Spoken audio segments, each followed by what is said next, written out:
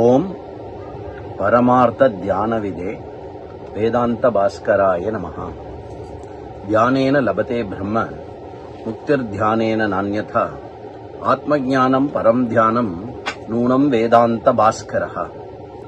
முமுக்ஷுः தியானேன பிரம்ம லபதே தியானேன முக்திர்லப்யதே ஆத்மஜானமேவ ஹி தாத்விகம் பரம் தியானம்.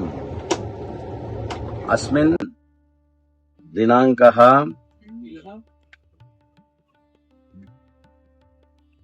फरवरी मासे 16 दिनाङ्कः.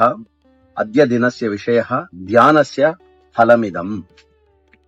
அதாவது தியானத்தினால் ஏற்படும் பரமமான பலனை இன்றைய தலைப்பாக நாம் எடுத்துக்கொள்கிறோம்.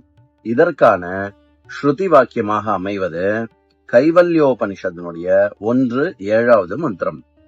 தியாத்வா முனிர் கச்சதி பூதயோனிம் சமஸ்த சாட்சியம் தமசப் பரஸ்தாத் என்பதே இந்த ஸ்ருதி வாக்கியம். பூத காரணம் விஸ்வசாட்சினம் ஆத்மானம் தியாத்வா விஜானன் முனிஹி அவித்யா தமசஹ பரஸ்தாத் மோக்ஷமாப்னோதி. அதாவது எதை தியானித்தால் மோட்சம் கிடைக்கும் என்றால், ஆத்மா எது விஸ்வத்துக்கு சாட்சியாக அனைத்து பூதங்களுக்கும் காரணமாக இருக்கிறதோ அதை அறிந்த முனி அதை தியானிப்பதனால் அவனுக்கு மோக்ஷம் கிட்டுகிறது. ஆத்மானம் தியாத்வா முக்திர் லப்யதே இதி உபதிஷதி அயம் மந்திரஹ. அத்ர தியானம் நாம ஞானமேவ. ஆத்மானஹ நிஜஸ்வரூபானுசந்தானமேவ அத்ர தியான சப்தார்த்தஹ. நமக்கு தியானம் என்றால் உடனே உபாசனை மனதிற்கு ஞாபகம் வரும். ஆனால் உபனிஷதில் இந்த இடத்தில் தியானத்துக்கான அர்த்தம் ஞானமே குறிக்கிறது.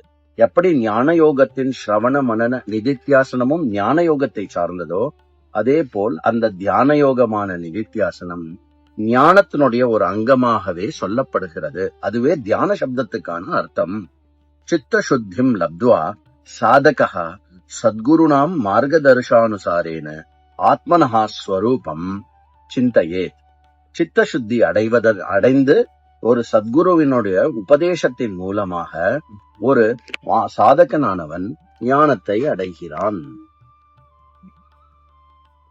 அந்த அடைந்த ஞானத்தை அவன் சிந்தித்திருக்க வேண்டும்.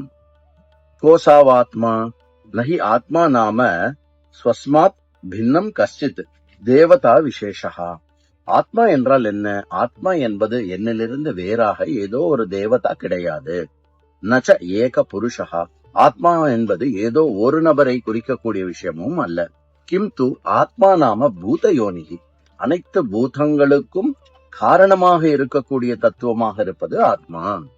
பூதானாம் யோனி பூதம் பரமாத்மானமேவ அத்ர சாதகः சிந்தையே. அயமேவ ஆத்ம சமஸ்தஸ்யாபி விஸ்வஸ்ய சாட்சிபூதः. ஸ்வஸ்மின்னேவ ஸ்தித்வா யஹ சகலானபி வியாபாரான்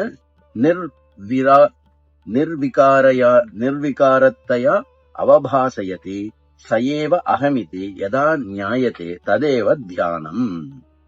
அத்புதம். அயமேவ ஆத்மா. ஆத்மா என்றால் என்ன? இதுதான் ஆத்மா. எது நானாக சாட்சி ரூபமாக இருந்து கொண்டே இந்த விஸ்வத்துக்கு காரணமானது, எது இருந்தபடி அனைத்து வியாபாரங்களையும் தோற்றுவிக்கிறதோ, தான் எந்த விகாரமும் அடையாமல் இருக்கிறதோ, அப்படிப்பட்ட விஷயம் எதுவோ அதுவே நான் என்ற சொல்லுனுடைய பொருளாக யாரு தியானிக்கிறாளோ அதுவே தியானம். தஸ்ய பலமேவ முக்திஹி. அதனுடைய பலன் முக்தி. அயமாத்மா தமசப் பரஸ்தாத் அவித்யாதமஹ ஆத்மனி நாஸ்தி. இந்த ஆத்மாவானது அஜ்ஞானத்தை கடந்தது. அஜ்ஞானம் or தமஸ் என்ற வார்த்தையினால் சொல்லப்படுவது அங்கு கொஞ்சம் கூட இல்லை. ஆத்மா சின்மாத்திர ஸ்வரூபः அகமிதி விஜானியாத். ஆத்மா சைத்தன்ய ஸ்வரூபம். அது சைத்தன்யத்தினுடைய விஷயமாக இருப்பது என்பதே தியானம். அதுவே ஞானம். அதுவே தியானத்தினுடைய பலன். அதுவே நான். ஓம் பரமார்த்த தியானவிதே வேதாந்த பாஸ்கராய நமஹ. ஹரி ஓம்.